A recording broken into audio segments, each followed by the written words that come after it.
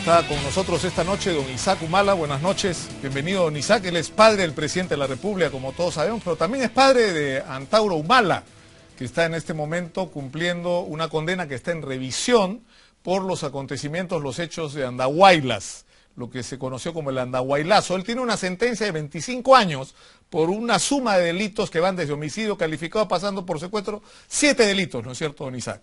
La Corte Suprema discute hoy en día si se le aplica el delito de homicidio simple y secuestro o si se le aplica o si no se le aplica lo de secuestro. La diferencia, que para los comunes y corrientes puede ser inexplicable, tiene una importancia vital.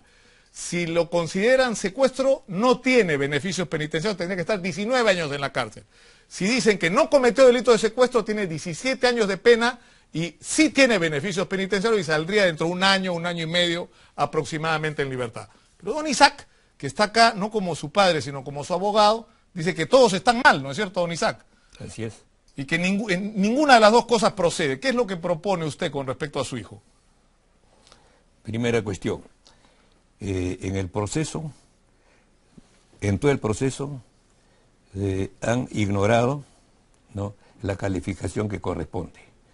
O sea, el delito político, los delitos son únicamente rebelión y sedición.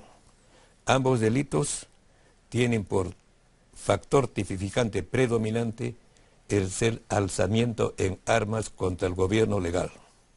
Eso es lo que según usted ha hecho su hijo. No según yo, sino ese es lo que está textual en la Constitución de la República, artículo 45. Claro, pero esta tipificación por la Constitución de hechos como el de Andahuaylas, ¿no?, que es levantamiento en armas contra el gobierno, eso no han tenido en cuenta ni la policía que hizo el atestado, ni el fiscal que hizo la denuncia, ni los jueces. Don Isaac, ya, digamos que el móvil de Antauro puede haber sido un móvil político, pero en esa, digamos, llamado a la rebelión, ha habido secuestro de personas en la comisaría de Andahuaylas, ha habido muerte de personas. Exacto. Como dice la Corte, se ha incitado, ¿no? Si hay enfrentamiento, disparen a matarse, han dicho. Igualito, ¿no?, que usted han pensado los jueces.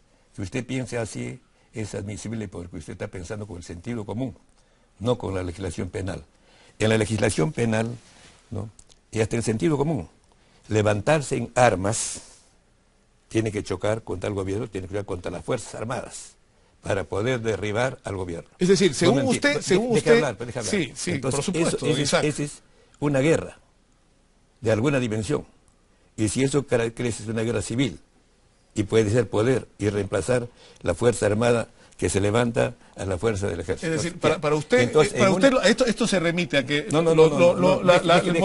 movimiento que convocaba a su hijo era para tomar el poder, derrocar a Alejandro Toledo y tomar el poder. Con su pregunta me impide explicar al público. No, yo le permito. Por eso.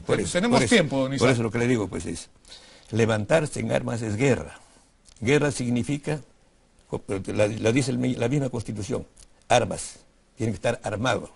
Al estar armado contra otra fuerza armada gubernamental, en esa guerra, no viene el caso, por ejemplo, el delito de tenencia ilegal de armas, o el arrebato de armas, porque el arma es requisito de la acción armada. Pero eso supondría... Supondría reconocer una situación de guerra civil, supondría reconocer al movimiento etnocacerista como una fuerza beligerante, es decir... Fue fuerza beligerante, se levantó en armas en Andahuaylas, por eso hay muertos y heridos. Y según usted, ¿cuál sería la conclusión de ese diagnóstico? El levantarse en armas significa usar armas. Entonces hay dos delitos comunes ahí: tenencia ilegal y arrebato de armas. Significa también, ¿no?, que puede haber prisioneros o refugiados, como en todo confrontamiento. En el confrontamiento de armas entre fuerzas armadas, gubernamental y sediciosa o rebelde, ¿no?, puede haber muertos y heridos. Esos no son asesinatos. Se llaman caídos en acción de armas. Yo le pido, don Isaac, que nos permita ver dos extractos muy pequeños que hemos tomado del programa Reporte Semanal, que dicho sea de paso, esta mañana tuvo una extraordinaria primicia. Le hizo una entrevista extensa a su hijo Antauro en la prisión de Piedras Gordas. Y yo he tomado algunas pequeñas frases que nos hemos permitido extraer del programa Reporte Semanal. Acaba la primera. Adelante, por favor. Los que nos hemos sublevado contra la Constitución de Montesinos y Fujimori somos precursores. Somos precursores. Como ha ganado Ollanta, debemos, por ley de la gravedad, estar libres. O sea, lo que su hijo dice acá es que esta sublevación, ¿no es cierto?, que algún móvil debía tener, planteaba dos cosas: derrocar a Alejandro Toledo, que para él era un gobierno ilegítimo, y volver a poner en vigencia la Constitución del 79. Es que estamos hablando dos castellanos. Lo primero que estoy explicando es que una acción armada, una guerra, involucra como parte constitutiva, inherente, sine qua non, que tenga armas, que sea alzamiento con armas de fuego, ¿no? Que significa toma de territorios urbanos, rurales, al enemigo, capturar al enemigo. Pero, significa prisioneros. ¿Y a usted le parece legítimo que eso ocurriera con un gobierno constitucionalmente electo? Mire usted, por ejemplo, hoy día es domingo, ¿no es cierto? Así no es. Es discutible que es domingo, pues. Igualito es que la acción de armas involucra como partes inherentes, constitutivas, ¿no?, el uso de las armas, la captura de muertes y heridos, daños a la propiedad. Todo eso involucra, son sus partes inherentes. ¿Y eso qué significaría en términos pues, legales? Entonces significa que acá, ¿no?, la rebelión es un todo y dentro como constitutiva de eso es todos los otros, como partes constitutivas. Entonces acá, ¿no?, la aberración es que los jueces y los abogados penalistas, incluso de Antauro, han sumado el todo con sus partes. Si hay rebelión... ¿Y cuál es la pena, don Isaac? Disculpe la ignorancia por el delito de sedición. En rebelión y sedición, entienda bien, son los únicos delitos atribuibles a su hijo, según usted. No, tipificados en la Constitución. Los otros delitos comunes están tipificados. ¿Y qué en el pena Código correspondería Penal. en ese caso? Ya. Entonces corresponde en rebelión, tiene que saber cuál es la diferencia. En rebelión es mínimo 10, máximo 20. Y en sedición, mínimo 5, máximo 10. Máximo 10. Y usted dice que esto ha sido sedición. No es que digo yo, sino así es. Porque es la diferencia, mire, la diferencia es entre rebelión y sedición, no por mí. Está escrito en la Constitución, no lo he traído. Eso es lo que debería ocurrir, según usted. No es que debería ocurrir, ocurrió. A ver, es otra cosa. Escuchemos otra frase más, un extracto pequeño, si me permite, don Isaac, de lo que dijo esta mañana en Reporte Semanal Antauro de Piedras Gordas. Adelante, por favor.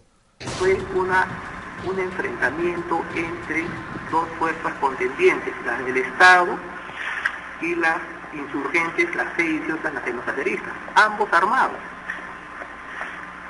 Hubo combate, hubo bajas de combate, y bueno, los muertos policías fueron enterrados por acción de armas, heroica acción de armas. Pues el mismo Estado reconoce que murieron en combate. Entonces, me parece risible que el Poder Judicial, o algunos del Poder Judicial, pretendan que eso sea asesinato. Si el mismo Estado diciendo que murieron en acción de armas. ¿Sabe cuál es el problema con esto, don Isaac? Que cualquiera, le digo, no lo estoy diciendo a broma, alguien como Aldo Mariate, obviamente no está de acuerdo con el gobierno de Ollanta Humala. Él podría, según usted, tener el derecho de llamar a la sedición y a que no se reconozca este gobierno, que además juramentó por la Constitución del 79, que según él no está vigente. No puede exigir, es decir, no exigir, pero es que tenemos que respetar de alguna manera ciertas formas legales y constitucionales. Es decir, no podemos vivir con que uno no está de acuerdo con el régimen, entonces convoca una sedición. ¿Cuál es el límite para eso? No estamos discutiendo lo que debe ser, sino yo estoy diciendo lo que es y lo que dice la Constitución. Levantarse en armas contra el Estado es rebelión, sedición. Eso no lo digo yo, lo dice la Constitución del 93 y también la Constitución del 79. Entonces, ese hecho se ha producido en Andahuayla, es lo que está diciendo él. Entonces ha habido un choque armado entre dos fuerzas armadas, la gubernamental, más de 2000, entre soldados del ejército, escuche pues, yo creo que está policías. Claro. Han estado 7 de la Fuerza Armada Gubernamental, han estado 7 generales, 4 del ejército. Yo tengo una pregunta, don Isaac, en relación a esto. Su hijo Ollanta, que es hoy presidente, ha juramentado según la Constitución vigente, que es la del 93. Él no ha restituido la Constitución. Usted ya está planteando ya otro problema. No, lo planteo. Vamos a ver este. No, me refiero a esto.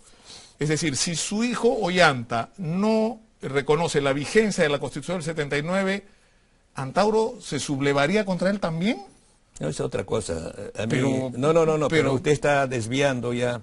Me parece una pregunta absolutamente legítima. No, es que tanto congresistas como periodistas como usted, como Aldo Mariátegui, y mucha gente está diciendo que en Andahuaylas ha habido asesinato. Absolutamente no. En la guerra, en el teatro de operaciones, no cabe homicidio. Hay muertos en combate. Ni calificación, sino muertos en acción. Y el Estado lo ha reconocido por decreto supremo, porque le ha dado funerales con todo el protocolo de reglamento, los ha ascendido como caídos en acción de armas por decreto supremo. En este momento tienen grado de comandante. Para terminar, yo quiero que terminemos, ¿Cuál es la conclusión para usted de todo esto? Que el delito que tienen que aplicarle por mandato de la Constitución, ¿no?, es el delito de sedición. ¿Y qué debería pasar a partir de esto? Es decir, si el delito es...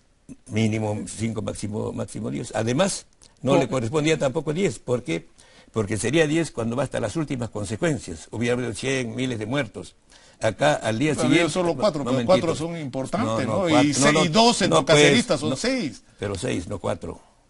No, porque los otros de las fuerzas del orden. No son pescuyes, ni son guyamas. Por supuesto, por eso los estoy nombrando. Bueno, por eso los estoy pero nombrando. Ya está rectificando ya. Bueno, entonces, el asunto es sedición. Ahora, no se ha levantado, ha habido acta suscrita en el expediente, 2 actas.